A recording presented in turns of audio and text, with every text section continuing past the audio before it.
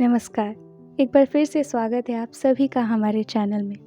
हम सुन रहे हैं डॉक्टर अशोक शर्मा जी द्वारा लिखित सीता के जाने के बाद राम, भाग 8, मयतनाएं। दंडकारण्य के दक्षिण में स्थित वैजयंतपुर में असुरपति शंबर का साम्राज्य था। यह एक अति समृद्ध राज्य था। इसकी स्वामिनी शंबर की पत्नी मयतनया मायावती लगभग 28 वर्ष की युवती थी। उसका शरीर सौष्ठव व रूप देखने वाले की आंखों में चमक भर देता। पति शंबर उससे लगभग दूनी आयु का था और अधिकतर शासकीय कार्यों का समय समय पर होने वाले युद्धों में लगा रहता था। अभी फिर वह एक देव असुर संग्राम में गया हुआ था।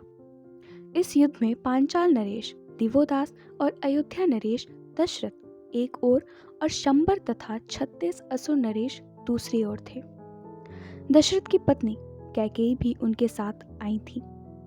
वे युद्ध कला में प्रवीण वीरांगना थी और दशरथ के रथ का संचालन कर रही थी। शंबर के ना होने के कारण मयतनया बहुत अकेलापन महसूस कर रही थी।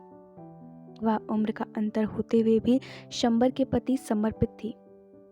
मयतनया महल के प्रांगण में उदास और विचार मग्न बैठी थी। शंबर हर बार युद्ध में जाते समय मयतनया से मिलकर विदा लेकर जाता था, किंतु इस बार वह बिना उससे मिले ही चला गया था और यह उसके लिए किसी आघात से कम नहीं था। विचारों में डूबी मयतनया उठी और महल के प्रांगण में स्थित बाग में टहलने लगी। बहुत धीरे धीरे पैर उठाती मयतनया बस भूमि की ओर ही देख रही थी। कुछ देर तक टहलने के बाद वह एक वृक्ष का सहारा लेकर बैठ गई। उसने अपना सिर वृक्ष के तने से टिकाया तो दृष्टि आसमान की ओर चली गई। कुछ देर बाद मयतनया ने नेत्र बंद कर लिए। मन स्मृतियों में खो गया। मयतनया रावण की पत्नी मंदोदरी की सगी बड़ी बहन थी। रावण एक दिन अचानक वैजयंतपुर आ गया। पुरुषोचित सौंदर्य का स्वामी रावण शंबर से आयु में बहुत छोटा था। शंबर ने बहुत आत्मीयता से उसका स्वागत किया। उसे भले ही अतिथि भवन में ठहराया गया था, किंतु शंबर और मयतनया के रावण के प्रति स्नेह के कारण उसे महल में कहीं भी आने जाने की छूट थी। इसी छूट का लाभ उठाकर रावण एक दिन शंबर की अनुपस्थिति में महल के अंतःपुर में प्रवेश द्वार तक पहुंच गया। द्वार पर पहरे पर खड़ी स्त्री ने उसे रोका, किंतु रावण उसकी अवज्ञा करता हुआ मैं रावण हूं कहकर आगे बढ़ गया। पहरेदार स्त्री रावण का शंबर से रिश्ता जानती थी, अतः वह तुरंत कुछ निर्णय नहीं कर पाई और तब तक रावण मयतनया के कक्ष में प्रवेश कर चुका था। रावण को इस भांति कक्ष में देखकर मयतनया विस्मय से भर उठी। वह हड़बड़ा कर उठी और अपने वस्त्र ठीक करते हुए बोली, क्या हुआ रक्षापति, सब कौशल तो है? इस तरह अचानक? मैं आपसे मिलना चाहता था। तो समाचार भिजवाते, मैं आपको बुलवा लेती। रावण के मुख पर मुस्कान दौड़ गई। इसमें एक कुटिलता थी।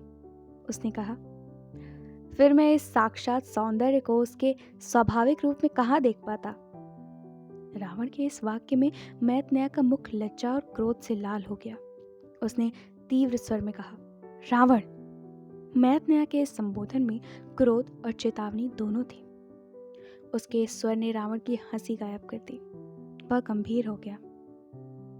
देवी, यह मात्र परिहास था, किंतु आप मूर्तिमान सौंदर्य तो हैं ही। मयतनया ने कोई उत्तर नहीं दिया। कुछ देर बाद उसका मन शांत हुआ तो उसने रावण को एक आसन की ओर इंगित कर कहा, बैठें। रावण बैठ गया।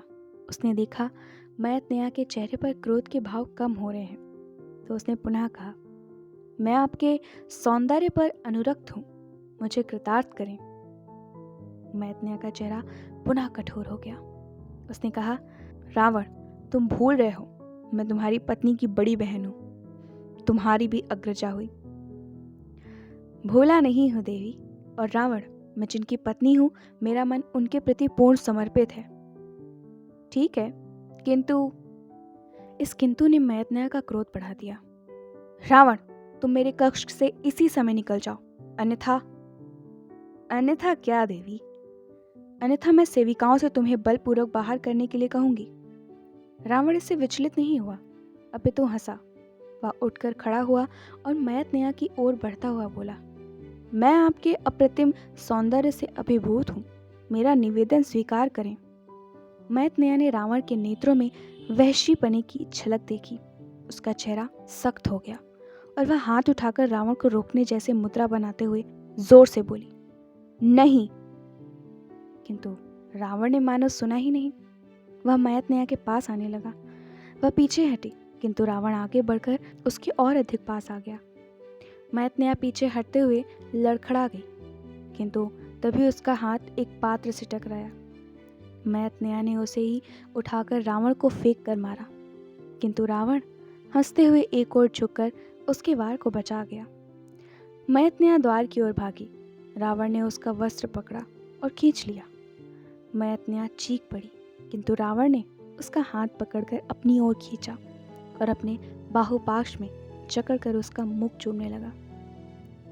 ठीक इसी समय आंधी की भांति शंबर ने प्रवेश किया। रावण चौंक कर हट गया। उसके चेहरे पर खिसियाहट जैसे भाव उभर आए। मैतनेया रावण से छूटते ही दौड़कर शंबर से सट कर खड़ी हो गई। वह कांप रही थी।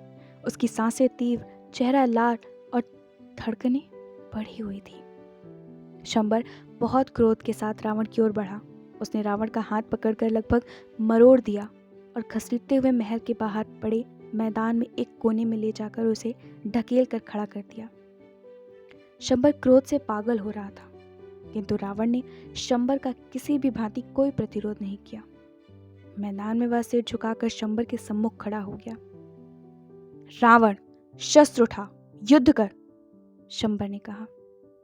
नहीं, आप मुझे दंडित करें। शंबर की आवाज ऊंची हो गई। वह लगभग चीख कर बोला, रावण, शस्त्र उठा। मैं शस्त्र नहीं उठाऊंगा, आप मुझे दंडित करें, रावण फिर बोला। शंबर बहुत क्रोध में था। उसने पैर से रावण को बहुत कसकर ठोकर मारी। अचानक हुए इस प्रहार से रावण गिरते गिरते बचा। बातें मत बना रावण, शस्त्र उठा, युद्ध कर, शंबर ने कहा। इस अपमान के बाद रावण ने शस्त्र उठा लिया। प्रारंभ में रावण शंबर पर वार करने से बचता हुआ केवल उसके वार बचाता रहा, किंतु कुछ देर बाद ही उसे लगने लगा कि शंबर के वारों से उसकी जान भी जा सकती है। तब वह भी शंबर पर वार करने लगा।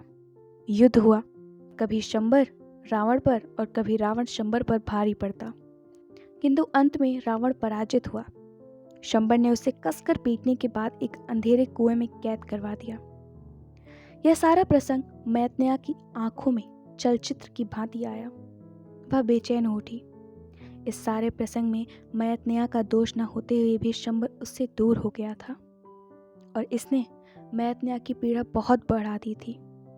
यदि रावण उसकी छोटी बहन का पति नहीं होता तो वह शंबर से उसे मृत्यु दंड अवश्य दिलवाती।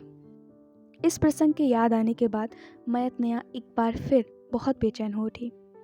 उसे लगने लगा जैसे उसके सीने में कहीं बहुत अधिक भारीपन है। वह उठी और टहलने लगी। अचानक उसके पैर में किसी पत्थर से इतनी जोर से ठोकर लगी कि वह गिर पड़ी। मैतनेया किसी तरह उठी और पीड़ा से कराहती हुई पैर पकड़कर वहीं बैठ गई। उसकी आंखों में आंसू भर आए। उसे लगा रावण उसके शांत चलते जीवन में एक बड़ी ठोकर ही तो था। एक बार आंखों में आंसू आए तो मैतनेया को लगा वह अपने दुर्भाग्य पर रो ले। वह एक वृक्ष के तने से पीठ टिकाकर सिर पीछे कर और हथेलियों से मुंह को ढक कर खड़ी हो गई। नेत्रों में भरा गीलापन रुका नहीं, आंसुओं के रूप में कपोलों पर लुढ़क पड़ा। मैतनेया ने हाथों की उंगलियों से आंसू पोंछे और फिर वह सचमुच रोने लगी। कुछ देर बाद शांत हुई तो गला रूंध रहा था।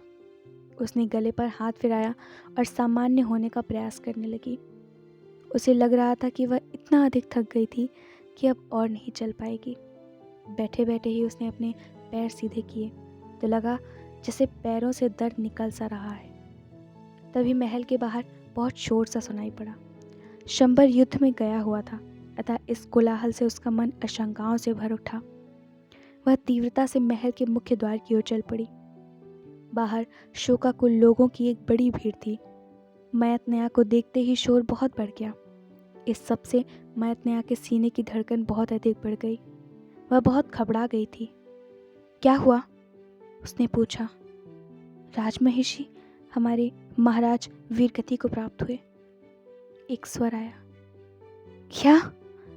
कहते हुए मैतनेहा को चक्कर आ गया। वह भूमि पर गिरने लगी तो कुछ स्त्रियों ने उसे संभाल लिया।